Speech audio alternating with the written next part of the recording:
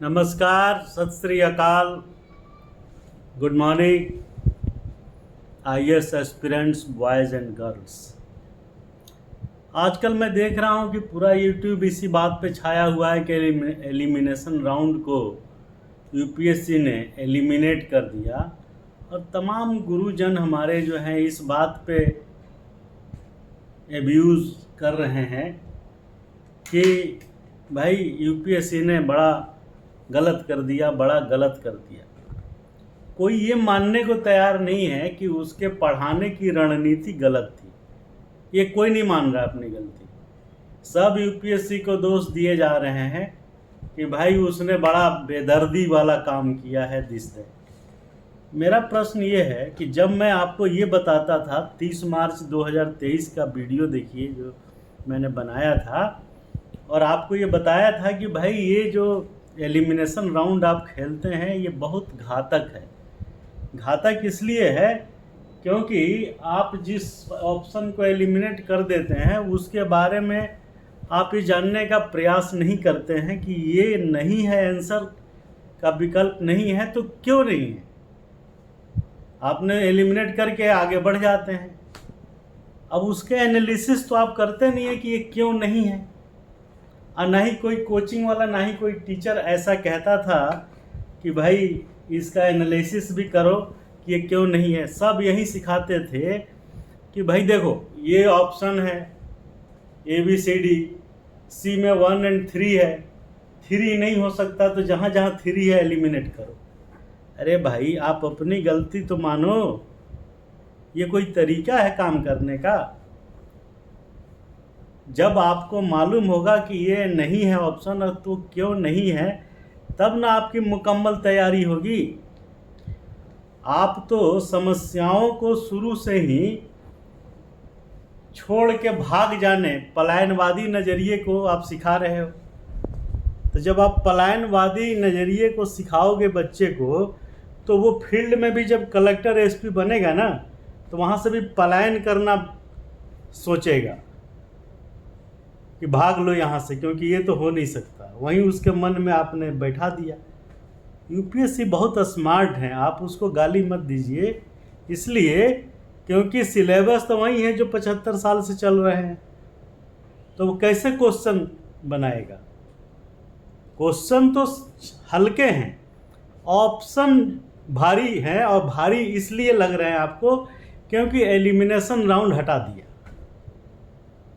तो भाई जब आप किसी चीज़ की तैयारी करते हैं तो आपकी तैयारी मुकम्मल तब मानी जाएगी ना जब आपको उसके बारे में पता हो कि ये अगर नहीं होगा तो क्यों नहीं होगा। समझ रहे हैं आप?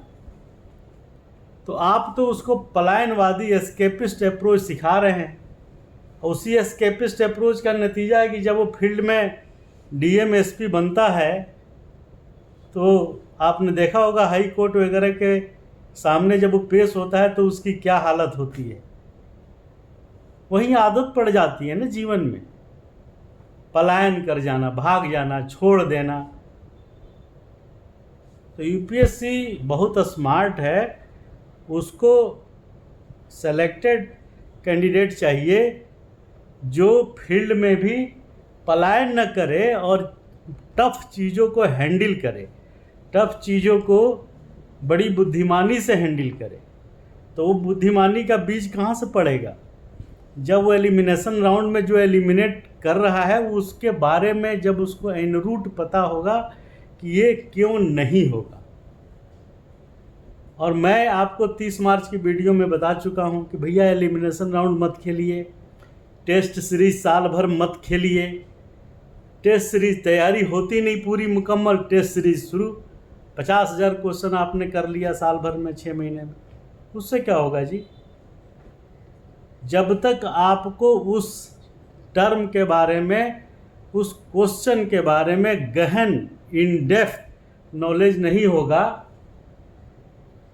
कुछ नहीं हो सकता आपका। ये बात कोई समझाता नहीं है क्योंकि उसको खुद ही समझ में नहीं आता। आगे चलिए, कुछ लोग कटाक्ष कर रहे हैं कि भाई अगली बार और उटपटांग क्वेश्चन ना पूछा जाए। क्वेश्चन कोई उटपटांग नहीं है उसमें, 100 के 100 में GS1 की बात कर रहा हूँ। आंसर जरूर जटिल बना दिया, तरीका, आंसर देने का तरीके को जटिल बना दिया। तो झगड़ा कहाँ है? झगड़ा ये है कि आपको इन डेप्थ नॉलेज नहीं है, इसीलिए आपके लिए प्रॉब्लम है। क्लियरिटी आपको जो है क्रिस्टल क्लियर, ट्रांसपेरेंट, आपको क्लियरिटी नहीं है, स्पष्टता नहीं है दिमाग में, इसीलिए प्रॉब्लम है। तो हम तो पहले भी बता चुके हैं, वीडियो है, सबूत है, 30 मार्च का देखिए, हमने मना किया है। मेथडोलॉजी जो कोचिंग साल भर टेस्ट सीरीज चला रहे हैं बिल्कुल बोगस है, उसका कोई मतलब है? एक तो उसमें त्रुटियां, अशुद्धियां बहुत हैं। ऑफिशियल सीक्रेट एक्ट का आंसर बता रहा था, उसको खुद कुछ नहीं मालूम है, कुछ का कुछ बताया जा रहा है। तो भाई अपनी गलती को स्वीकार करिए और फिर आगे बढ़िए। ये खाली कह देने से कि टफ है, बड़ा गलत पूछ दिया, बड़ा डाइवर्टेड पूछ दिया, ऐसा कुछ नहीं है। ये उन्हीं लोगों के लिए है जो 97% के समूह में आते हैं, वही ये सब बातें कह रहे हैं और कर रहे हैं। 5 लाख 6 लाख में अल्टीमेटली निकलना तो 1000 ही हैं फाइनल। तो आप भीड़ का हिस्सा मत बनिए, अपना काम करिए और अपनी पढ़ाई जैसा मैं बता रहा हूँ, जैसा मेरी मेथडोलॉजी है, हमसे जुड़िए। क्योंकि हम पहले ये चीज़ बता चुके हैं कि भाई नो टेस्ट सीरीज साल भर, नो एलिमिनेशन राउंड साल भर, नो आंसर राइटिंग साल भर। अरे पहले पढ़ाई कर लो भाई, और पढ़िए आप ऐसे टीचर से जो एक टॉपिक उठाया है, एक चैप्टर किसी सब्जेक्ट का उठाया है, तो उसके लेफ्ट राइट सारी चीज़ों को डिस्कस करें। लेकिन न पढ़ने वाले को होश है, न पढ़ाने वाले को होश है, न स्कोर जानने वाले को कोई मतलब है। तो मेथडोलॉजी बदलिए, तरीका बदलिए। नो टेस्ट सीरीज साल भर, no elimination round, no. Newspaper पढ़ना है, कैसे पढ़ना है पता ही नहीं है, क्या पढ़ना है आपको पता नहीं है, पढ़ाने वाले को पता नहीं है। तो यही होगा ना। हम बार बार कहते हैं कि न्यूज़पेपर में आप पॉलिटिकल इश्यूज़, इंटरनेशनल रिलेशंस के इश्यूज़ और जो है इकोनॉमिक से रिलेटेड, इसी चीज़ को बस देख लीजिए। अगर इससे रिलेटेड कोई खबर है ठीक ठाक, तो बस आप क्या करेंगे, पढ़ाने वाला भी पूरा पढ़ाता है, पूरी राम कहानी। तो कहने का मतलब यह है कि जब तक इन डेप्थ नॉलेज और कंटेंट, ये टॉपिक से रिलेटेड, लेफ़्ट राइट डेविएटेड, उससे एसोसिएटेड चीज़ों के बारे में अगर पता नहीं होगा तो दिक्कत आएगी, सिलेक्शन नहीं होगा, मैं बता रहा हूँ। अब थोड़ा बहुत आपको IAS बनने जा रहे हैं, तो अब आपको क्यों नहीं पता होना चाहिए भाई एविडेंस एक्ट क्या है, CRPC क्या है, बेसिक चीज़ तो पता होना चाहिए ना।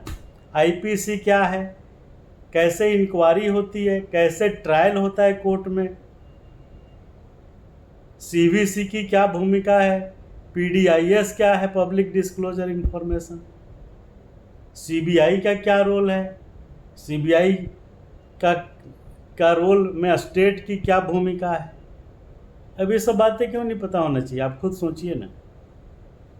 आप IAS बनने जा रहे हैं, आपको पता होना चाहिए कि डिविडेंड पे टैक्स कैसे लगता है, प्रॉफिट पे टैक्स का क्या रूल है, कैपिटल गेन क्या है। अब ये सब चीज़ें भी आपको, होम गार्ड रात दिन दिखाई पड़ता है चौराहे पे, आपको क्यों नहीं पता होना चाहिए कि इसकी सर्विस कंडीशन कितनी ख़राब है और इसको कितना कम रेम्यूनरेशन मिलता है। चौराहे पे आप दर्जनों बार निकलते हैं, देखते होंगे ना। होम गार्ड से क्वेश्चन पूछ लिया तो बड़ी गलती कर दिया UPSC ने, और आप कभी देख के होम गार्ड को अपनी सेंसिटिवनेस उसके प्रति आप शो नहीं करते। तो पूछ रहा है कि भैया होम गार्ड का क्या हिसाब किताब है, आते जाते जेल दिखाई पड़ता है सड़क से, तो क्यों नहीं पता होना चाहिए? आप बताइए ज़रा। आपको पता होना चाहिए कि ये सब चीज़ें क्या है, स्कूली शिक्षा क्या है, वयस्क शिक्षा, अनौपचारिक शिक्षा, प्रौढ़ शिक्षा क्या है, NAS नेशनल एम्बुलेंस स्कीम 102 108 में क्या फ़र्क है, ये क्यों नहीं पता होना चाहिए भाई?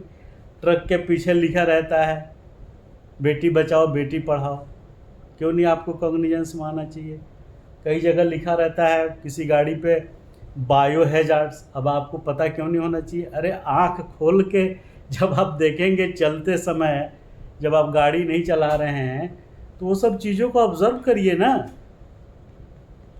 आप कहीं घूमने गए हैं, गोवा गए हैं, बॉम्बे गए हैं, तो वहाँ की चीज़ों को अनुभूत करिए ना, कुछ सोचिए ना कि यार ये क्यों ऐसा लिखा है, ई वेस्ट, इलेक्ट्रॉनिक वेस्ट, ये क्या चीज़ है? तो भैया ये सब आंखें खोल के जब आप ज़िंदगी जिएंगे तभी आप सफल होंगे, चाहे व्यक्तिगत जीवन हो चाहे सरकारी जीवन हो। तो इसीलिए UPSC को मत कोसिए, उससे कोई फ़ायदा नहीं है। फ़ायदा तभी होगा जब आप चीज़ों को देखेंगे आँख खोल के, आते जाते सोते जगते हैं। तो कहने का मतलब ये है कि जो चीज़ें चर्चा में रही है, मैनग्रोव कितने चर्चा में रहे, तो ये सब चीज़ों को जो चर्चा में रही है, न्यूज़ में रही है, उनके ऊपर फोकस करना, ध्यान देना। किसी भी कंटेंट को अगर आपने दिखाई पड़ा कहीं चलते फिरते, उस पर सजगता होना, अवेयरनेस होना, तभी ना आप सफल होंगे भाई। अदरवाइज कैसे सफल होंगे? दैनिक जीवन में TDS, tax deduction at source, TDS कटना है नहीं कटना है, कितना कैश दे सकते हैं, कितना कैश ले सकते हैं, उधार देने का क्या नियम है, मनी लेंडर्स जो पूरे समाज में घून की तरह जो है विदाउट लाइसेंस काम कर रहे हैं, DM बनेंगे तो आपको उनको पकड़ना है ना। आपको पता पहले से क्यों नहीं होना चाहिए कि मनी लेंडिंग एक बहुत बड़ी समस्या है, जिसमें गरीब कमज़ोर लोगों को ऊंचे ब्याज दर पे उनका सामान छीन लेता है मनी लेंडर्स। उस रूल का कंप्लायंस क्यों नहीं होना चाहिए? लेकिन आप तो आंख बंद करके रखेंगे, हमें क्या पता मनी लेंडर्स जो कर रहा है करने दो। तो व्यवहारिक जीवन में आने वाली चीज़ों के बारे में जो मैं आपको बता रहा हूँ, वो क्यों नहीं पता होना चाहिए? होटल में रुके हैं, होटल में रुकने का क्या रूल रेगुलेशन है, आपकी कुछ जिम्मेदारी है वैधानिक। अब बीइंग ए क्लास 1 अफसर अगर आप इस चीज़ को नहीं जानेंगे तो फिर कौन जानेगा? सवाल ये पैदा होता है ना कि जब आप अग्रिम पंक्ति के होके ये बुनियादी जानकारी आपके बारे में नहीं पता होगा तो किसको पता होगा भाई? आप सोचिए ना ज़रा, कौन बताएगा फिर? आपका राइट, आपकी ड्यूटी क्या है, ये कौन बताएगा? तो कहने का मतलब ये है कि जो दैनिक जीवन में जिस चीज़ के बारे में आपको दिखाई पड़ता है, जिस पर आपसे उम्मीद की जाती है, तो वो सब चीज़ें आपको पता होना चाहिए। सर्विस टैक्स क्या है, GST क्या है, होटल वाले सर्विस टैक्स सेवा शुल्क के नाम पे क्यों पैसा लेते हैं, वगैरह वगैरह। तो कहने का, अब कल आप कहिएगा कि साहब ये क्यों पूछ लिया कि GST जो है किस पे लगेगा, आपको पता होना चाहिए ना। तो कुल मिला के कहने का मतलब ये है कि आप सजग रहिए, सचेत रहिए, चीज़ों जो आपके आसपास होता है उस पर नज़र रखिए, समझ रहे हैं, और कंटेंट से रिलेटेड बातों को डीप तक जा कर के समझिए, तभी आप ऑप्शन जो है ठीक से निकाल पाइएगा। अन्यथा भाई देखो, देते रह जाओ फिर घिसते रह जाओ। तो हमारे साथ जुड़िए, IAS बाई IAS ब्रिसा IAS के साथ जुड़िए, 55 ओल्ड राजेंद्र नगर नई दिल्ली के साथ जुड़िए, जहाँ पे हम अपनी जो मेथडोलॉजी यूज करते हैं पढ़ाने में वो 100% सही साबित हुई, जैसा कि हमने पहले वीडियो रील जो बनाया है 30 मार्च 23 का, जाके देखिए हमारे यूट्यूब चैनल पे, प्रीसा IAS कोचिंग। तो भीड़ से हटिए और अपनी सफलता सुनिश्चित करने के लिए हमसे जुड़िए, क्योंकि हम एक ऐसे कोचिंग इंस्टीट्यूट वाले हैं जो बाकियों से इत्तेफाक नहीं रखते। जो वो कह रहे हैं वो गलत कह रहे हैं, और उनकी बातों में अगर आप आएंगे तो बस कहानी सुनिए और सुनाइए और यूपीएससी को खूब गाली दीजिए, होगा कुछ नहीं। समझ रहे हैं? तो हमसे जुड़िए, अपनी सफलता मुकम्मल करिए, और इस शर्त के साथ कि जितना क्वेश्चन हम दावा करते हैं 1/3 प्री में 2/3 मेंस में, अगर नहीं आया तो पैसा वापस ले लीजिए। Thank you very much. जय हिंद, जय भारत।